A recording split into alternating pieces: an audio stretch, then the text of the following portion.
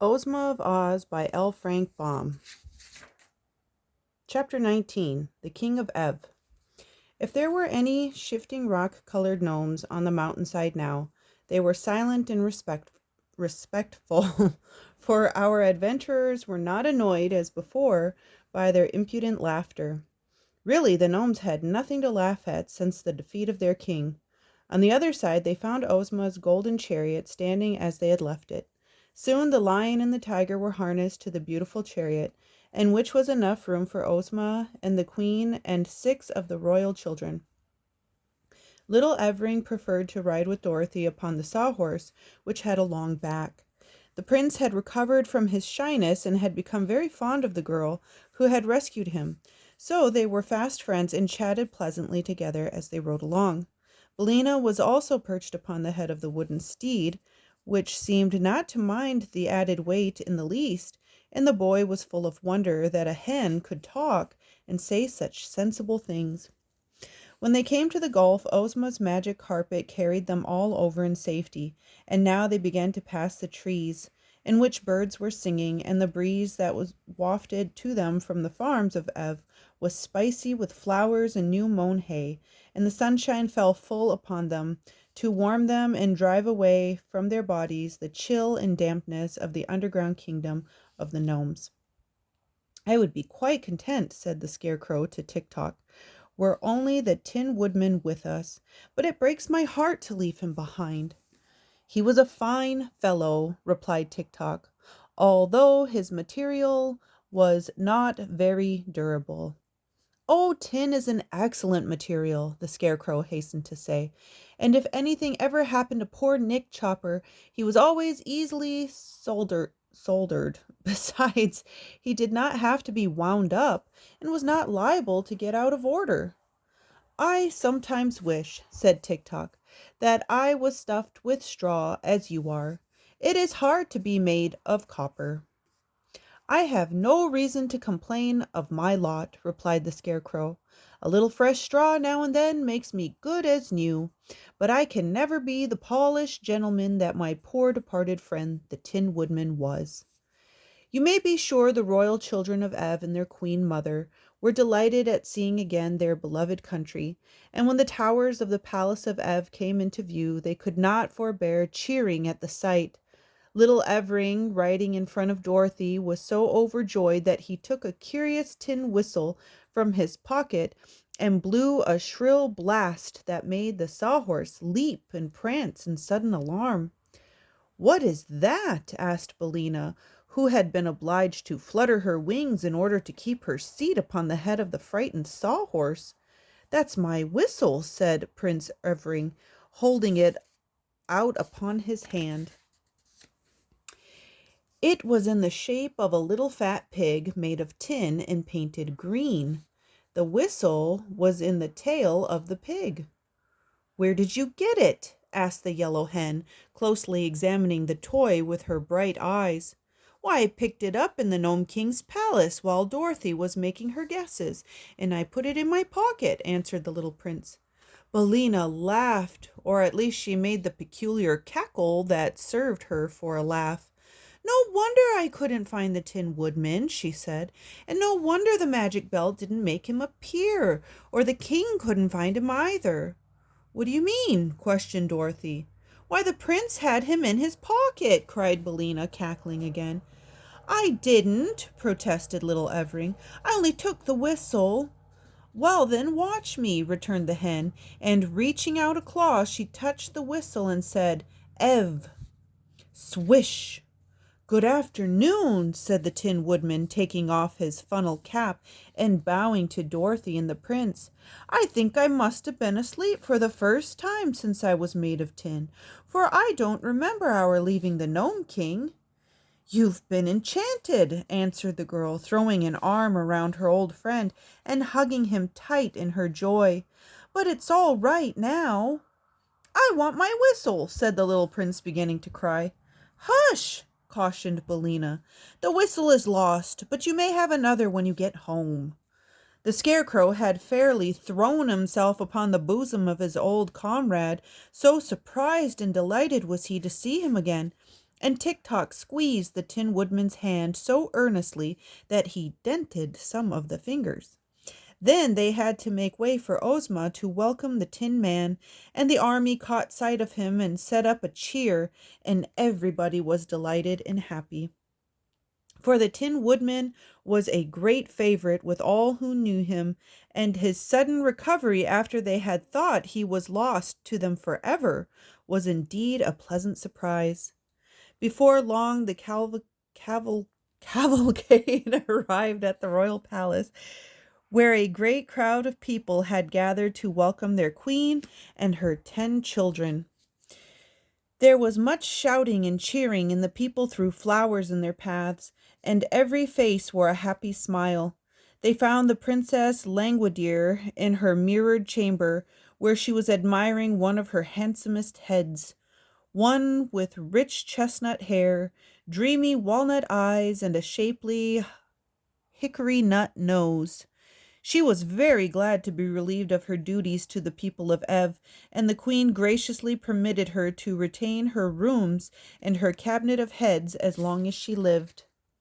Then the queen took her eldest son out upon a balcony that overlooked the crowd of subjects gathered below, and said to them, "Here is your future ruler, King Evardo 15th. He is 15 years of age, has 15 silver buckles on his jacket, and is the 15th Evardo to rule the land of Ev." The people shouted their approval 15 times, and even the Wheelers, some of whom were present, loudly promised to obey the new king. So the queen placed a big crown of gold set with rubies upon Evardo's head, and threw an ermine robe over his shoulders, and proclaimed him king. And he bowed gratefully to all his subjects, and then went away to see if he could find any cake in the royal pantry.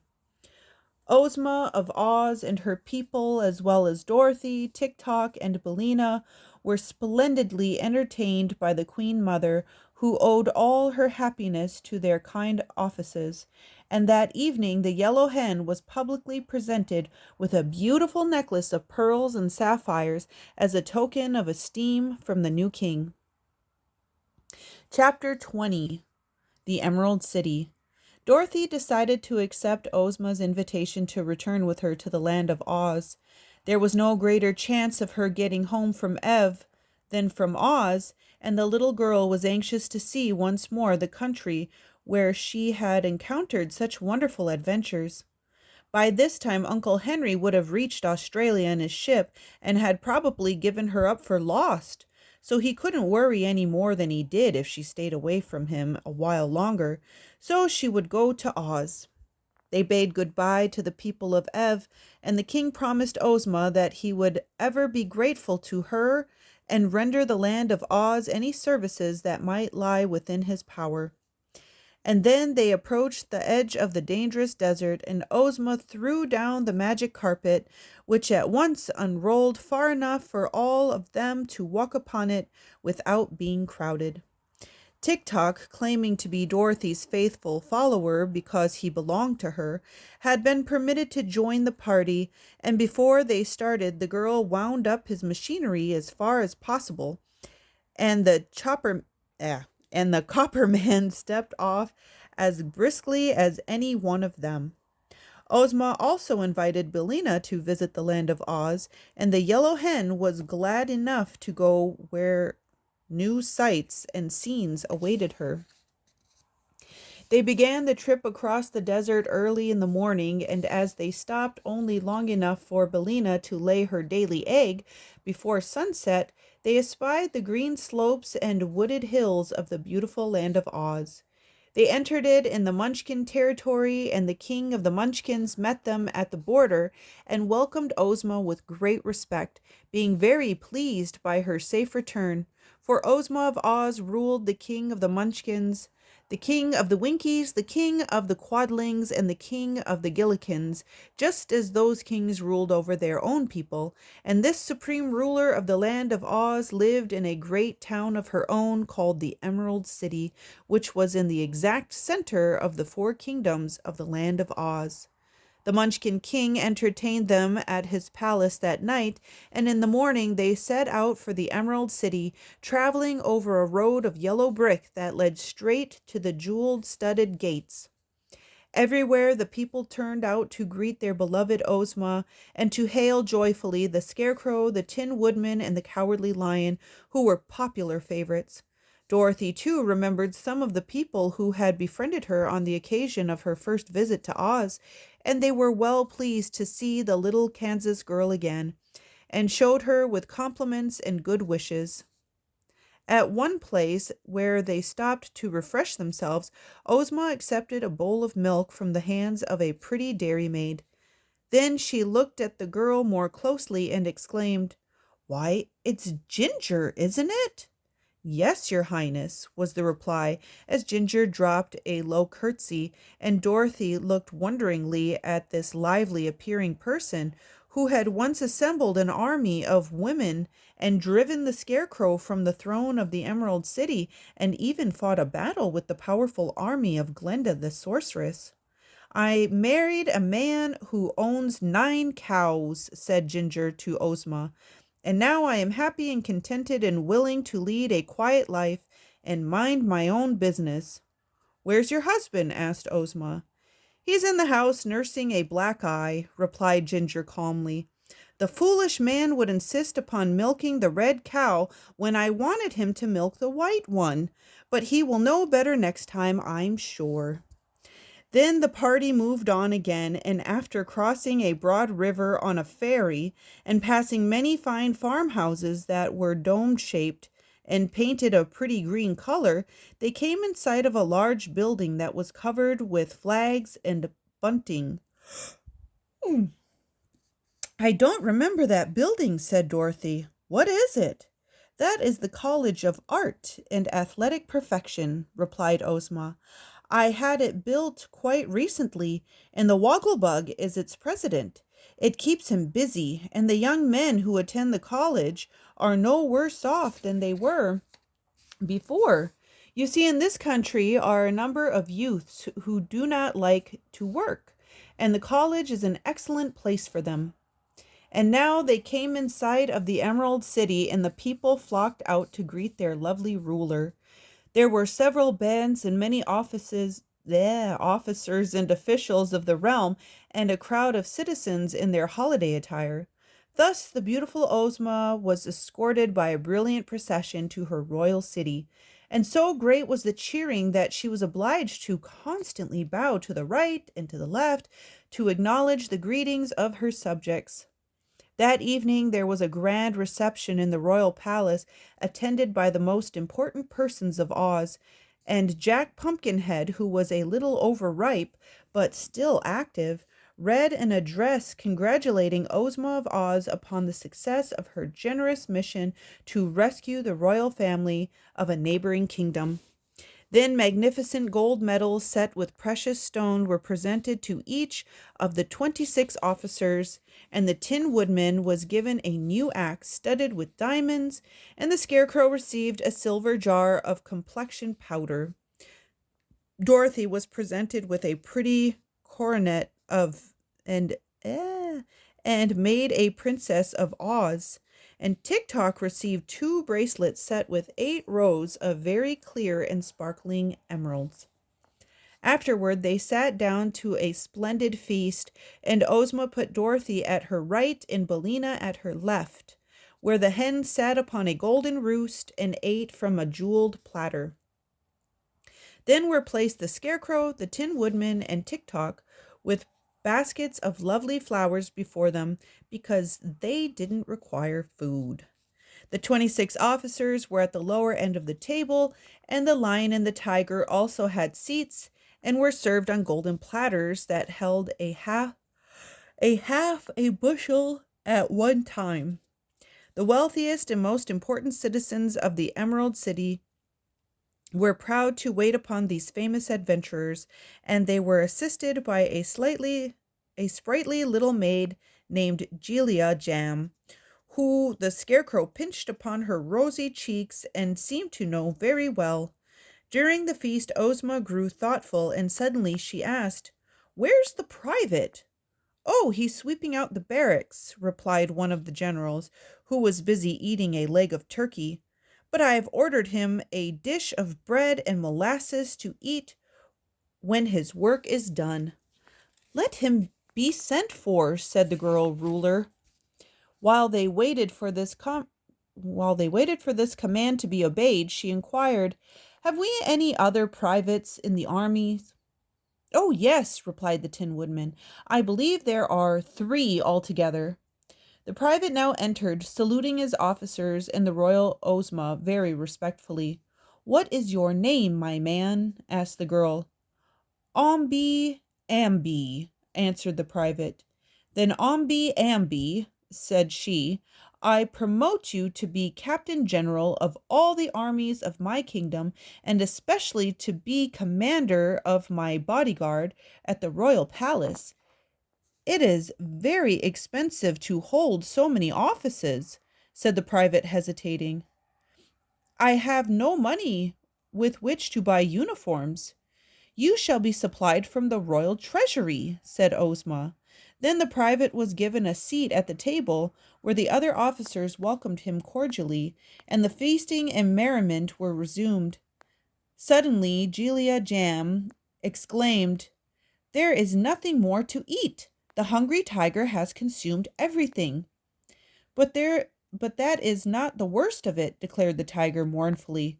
"Somewhere or somehow I've actually lost my appetite." Chapter 21: Dorothy's Magic Belt.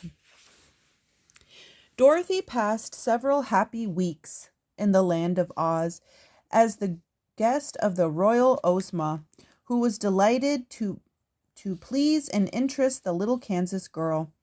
Many new acquaintances were formed and many old ones renewed, and wherever she went, Dorothy found herself among friends.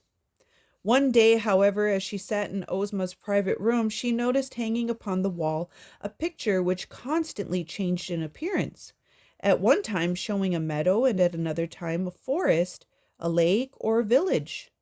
"How curious!" she exclaimed, after watching the shifting scenes for a few moments. "Yes," said Ozma, "that is really a wonderful invention in magic. If I wish to see any part of the world or any person living, I need only express the wish and it is shown in the picture." "May I use it?" asked Dorothy eagerly. "Of course, my dear." "Then I'd like to see the old Kansas farm and Aunt Em," said the girl. Instantly the well-remembered farmhouse appeared in the picture, and Aunt Em could be seen quite plainly. She was engaged in washing dishes by the kitchen window, and seemed quite well and contented. The hired men and the teams were in the harvest fields behind the house, and the corn and wheat seemed to the child to be in prime condition. On the side porch, Dorothy's pet dog, Toto, was lying fast asleep in the sun, and her surprise old Speckles was running around with a brood of 12 new chickens trailing after her. "Everything seemed all right at home," said Dorothy with a sigh of relief. "Now I wonder what Uncle Henry is doing." The scene in the picture at once shifted to Australia, where in a pleasant room in Sydney, Uncle Henry was seated in an easy chair, solemnly smoking his briar pipe. He looked sad and lonely, and his hair was now quite white, and his hands and face thin and wasted. "Oh," cried Dorothy in an anxious voice, "I'm sure Uncle Henry isn't getting any better, and it's because he's worried about me. Ozma, dear, I must go to him at once." "How can you?" asked Ozma. "I don't know," replied Dorothy. "But let us go to Glenda the Good. I'm sure she will help me and advise me how to get to Uncle Henry."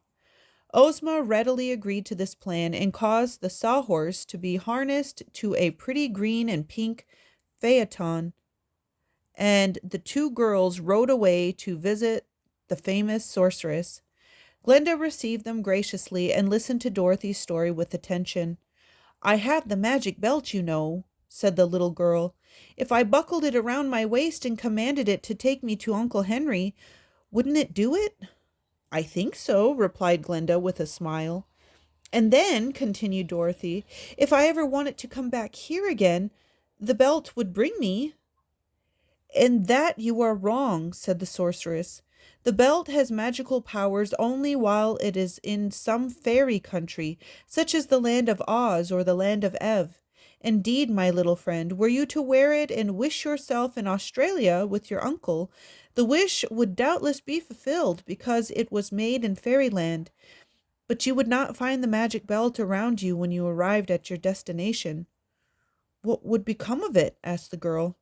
It would be lost, as were your silver shoes when you visited Oz before, and no one would ever see it again. It seems too bad to destroy the use of the magic belt in that way, doesn't it?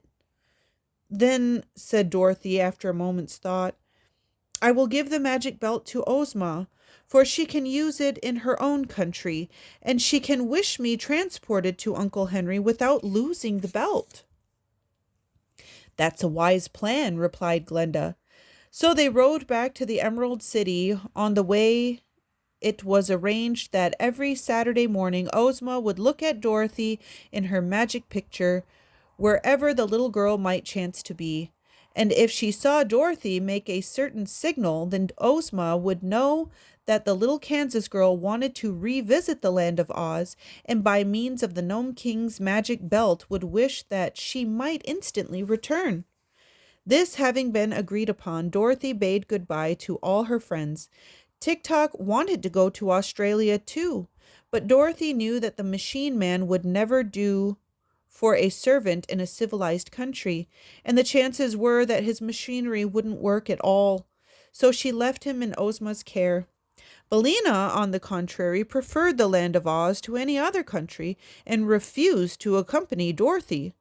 The bugs and ants that I find here are the finest flavored in the world, declared the yellow hen, and there are plenty of them. So here I shall end my days, and I must say, Dorothy, my dear, that you are very foolish to go back into that stupid humdrum world again.